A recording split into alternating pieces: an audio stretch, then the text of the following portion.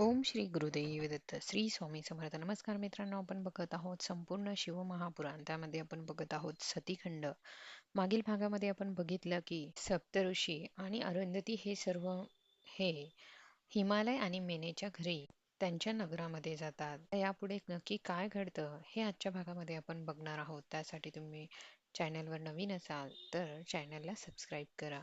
सप्तऋषी हे जेव्हा हिमालयाच्या घरी पोचतात त्यावेळी हिमालय हा सप्तऋषींची पूजा करतो आणि त्यांचा आगमनाचा हेतू काय हे सप्तऋषींना विचारतो. त्यावेळी सप्तऋषी सांगतात की शैलराज, भगवान हे शंकर जगाचा पिता आहेत आणि पार्वतीला जगतमाता समजतात. त्यामुळे तू आपली कन्या शिवजींना द्यावी. त्यामुळे तुझा नावलौकिक हा सर्व जगामध्ये वाढेल. हे सर्व ऐकल्यानंतर सप्तऋषी हिमालयासमोर हात जोडतात आणि म्हणतात की आपण जे ते म्हणता आहात ते अगदीच खरं आहे.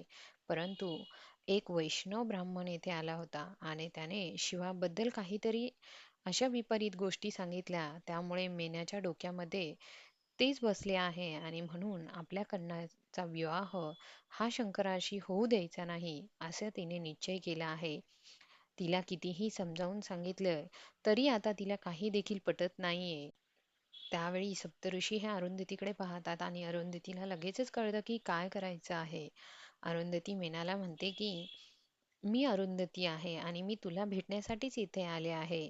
माझ्यासोबत सप्तऋषी आहेत. अरुंधतीने मेनाला सर्व काही पटवून सांगितले आणि सप्तऋषींनीही हिमालयाला सर्व काही पटवून सांगितले. आपल्या मुलीने पार्वतीने इतकी कठोर तपश्चर्या केल्यामुळे शिवजी तिचे पाणी ग्रहण करणार आहेत हे आता मेनेला कळाले आणि तसेच तारकासुराचा वध हा केला पाहिजे याची देखील जाणीव ही मेनेला झाली. महर्षी वसिष्ठ हिमालयाला सांगतात की शिवजींकडे जरी लौकिक संपत्ती नसली तरी कुबेर हा त्यांचा दास आहे.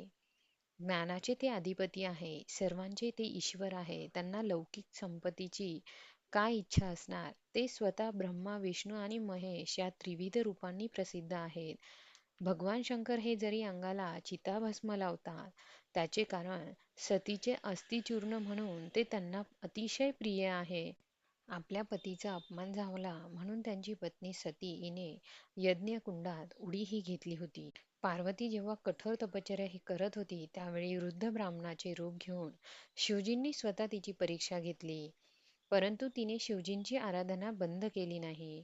शिवजी माझे जीवन सर्वस्व आहे हे तिने पटवून सांगितले. आता तारकासुराचा वध करायचा आहे म्हणून शिव आणि पार्वती या दोघांना विवाह करणे अत्यंत आवश्यक आहे आणि तुम्ही आपल्या मुलीचा पार्वतीचा विवाह शिवजींशी करून द्यावा आणि सर्व कुळांचा उद्धार हा करून घ्यावा असे सप्तऋषी हिमालयाला समजवतात.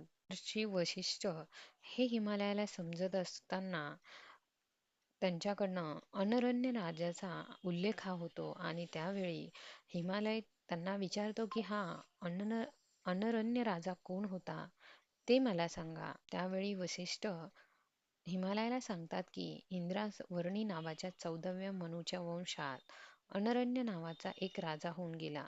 तो सप्तद्वीपांचा अधिपती होता. मंगलारण्य राजाचा हा शक्तिमान पुत्र होता आणि तो अतिशय मोठा शिवभक्त होता. भृंगू ऋषींना पुरोहित करून त्याने 100 यज्ञ केले होते. देवांचे इंद्रपद त्याने नाकारले. त्या राजाला अनेक पुत्र व पद्या नावाची एक मुलगी होती. पद्या जेव्हा उपवर झाली तेव्हा राजा वर संशोधन करू लागला. राजाची पद्या नावाची ही मुलगी दिसण्यास अतिशय सुंदर अशी होती. एके दिवशी पिप्पलाद ऋषी तपोवनातून आश्रमाकडे जात असताना त्यावेळी गंधर्व स्त्रियांबरोबर शृंगारयुक्त विहार करत होते. त्या क्रीडा पाहून पिप्पलाद ऋषींच्या मनातील कामभाव हा जागृत होतो आणि पिप्पलाद पुण्यप्रधा नदीवर स्नानासाठी गेले असता तेथे अनरण्य राजाची कन्या देखील विहार करण्यासाठी तेथे आलेली असताना तिचे सौंदर्य पाहून ऋषींनी तिच्या सखींना माहिती विचारली. त्यावेळी ऋषींना कळाले की तिचं नाव पद्या असून ती उपोर आहे. त्यावेळी पिप्पलाद ऋषी अनरण्य राजाच्या सभेत जातात. राजाने त्यांचं स्वागत करतो आणि त्यांना नमस्कार देखील करतो. त्यावेळी पिप्पलाद ऋषी सभेत राजाला सांगतात की आपल्या कन्याबरोबर मला विवाह करायचा आहे. त्यावेळी राजा खूप घाबरतो, तो भयभीत होतो. काय करायचे हे कोणालाच काही कळत नाही. राजश्रिया, राजकन्या तर अतिशय रडू लागतात. त्याच वेळी राजगुरू आणि राजपुरोहित हे राजवाड्यात येतात. सगळी परिस्थिती पाहिल्यानंतर राजास विचारतात की हे काय झालं? राजाने सर्व हकीकत सांगितली. त्यावेळी राजगुरू व राजपुरोहिताने आपली कन्या पिपलाद ऋषींना देण्याची विनंती केली. त्याप्रमाणे राजाने आपली कन्या ही पिपलाद ऋषींना दिली. पद्याचा विवाह झाला. अनरण्य राजाने तप केले व तो शिवलोकी गेला. त्याचा ज्येष्ठ पुत्र कीर्तिमान याने राज्य करून सर्वांना सुखी केले. ही कथा जेव्हा वशिष्ठांनी हिमालयाला सांगितली, त्यावेळी हिमालय विचारतो की पुढे पद्या या कन्येचे काय झाले? त्यावेळी वशिष्ठ म्हणतात की मुनिश्रेष्ठ पिपलाद हे खूप वयस्कर होते. पद्याशी विवाह केल्यानंतर ते आपल्या आश्रमात जातात. ते धर्मशास्त्राचे चिंतन करत राजकन्येशी अत्यंत आदराने वागत असतात. पद्या ही देखील आपल्या पतीशी अतिशय प्रेमाने वागत असती, सेवा करत असती. एक दिवस पद्या सूर नदीवर स्नानासाठी गेली असता वाटेमध्ये तिला धर्म भेटला आणि त्याने तरुण मनुष्याचे रूप धारण केले होते. त्याच्या अंगावर दिव्य वस्त्र होती, शरीरावर आभूषणे शोभून दिसत होती. त्यावेळी तो तिला म्हणतो की हे सुंदरी, तू तरुण आहेस. तुझे रूप अतिशय मनमोहक आहे. तू राजाची पत्नी म्हणून शोभून दिसशील. तर मग पिंपलाद मुनीशी का विवाह केला? तू आश्रमात राहून कष्ट करत आहेस. तू माझी पट्यराणी झालीस, तर मी तुला अगदी सुखात ठेवेन. तरी पिंपलाद ऋषींचा तू त्याग करून माझी पत्नी हो. त्यावेळी धर्म हा रथातून खाली उतरतो आणि तो पद्याचा हात धरण्यासाठी पुढे सरसावतो. त्यावेळी पद्या म्हणते की हे नराधमा, तू दूर हो. माझ्याकडे नुसते पाहिलेस तरी क्षणार्धात तुझा नाश होईल.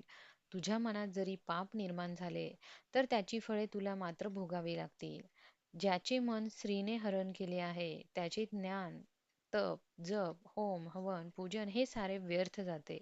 तू माझ्याकडे कामभावनेने पाहिलेस, त्यामुळे त्यामुळे तुझा छळ हा होईल. त्यावेळी धर्मराजा पद्याला म्हणतो की माते, मी धर्म आहे.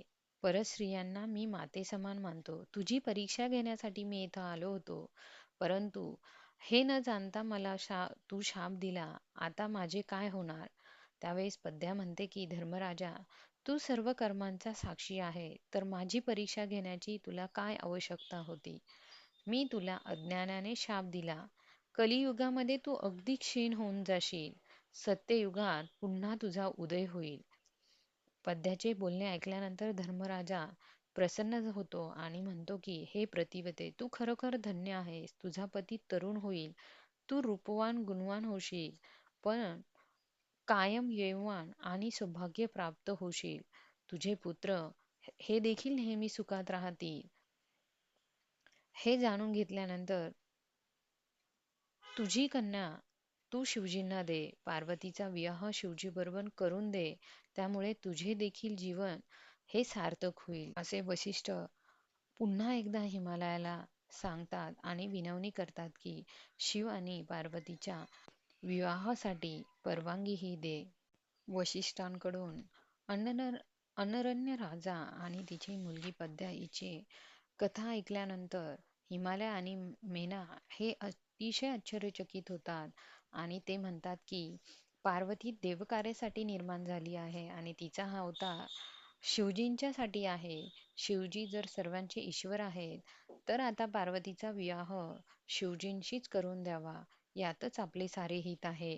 सर्वांचे बोलणे ऐकून हिमालय प्रसन्न होतो. अरुंधती पटवून दिल्यानंतर मीना राणीचे देखील मन पालटते आणि तिच्या मनातील सर्व प्रकारचे संशय हे पूर्णपणे नाहीसे होतात. सर्व प्रकारचे भय तिच्या मनातून जाते.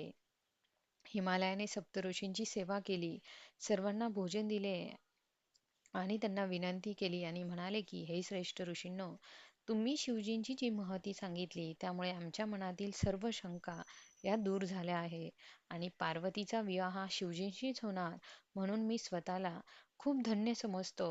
सर्वजण शिवजीच्या सेवेत आपण रमून जाऊ. मेनेने पार्वतीला उंची वस्त्रे आणि आभूषणे घालून सप्तऋषींच्या समोर बसवले. हिमालय आणि मैना म्हणते की ही आमची कन्या शिवजींना आदरपूर्वक अर्पण करण्याचा आम्ही निश्चय केला आहे. ऋषींनी पार्वतीच्या भाळी कुंकू लावतात, तिच्या मस्तकी आपला वरदहस्त ठेवतात आणि म्हणतात की मुली तू खरोखरच परम भाग्यवान आहेस. तुझे सर्व भावे कल्याण होईल. शुक्ल पक्षातील चंद्रासमान तुझ्या सद्गुणांची तेज सर्वत्र पसरते. शिवजींना तू अतिशय सुखदायक होशील.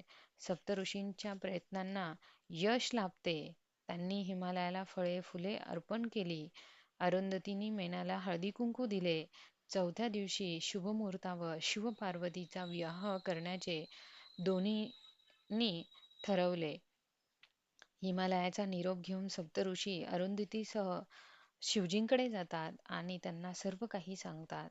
हिमालय व मैनेने विवाहास मान्यता दिली. आता तुम्ही गणांना आणि देवांना बोलवून घ्या आणि विवाहाच्या पुढील कार्यास सुरुवात करा. त्यावेळी शिव म्हणतात की मला विवाहाच्या तयारीची काही माहिती नाही, तरी शास्त्रविधीप्रमाणे आपणच सर्व तयारी करावी.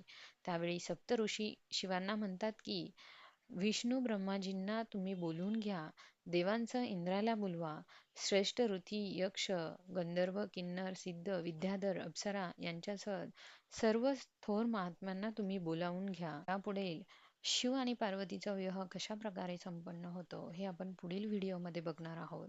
त्यासाठी तुम्ही जर चॅनलवर नवीन असाल तर चॅनलला सबस्क्राईब करा. धन्यवाद.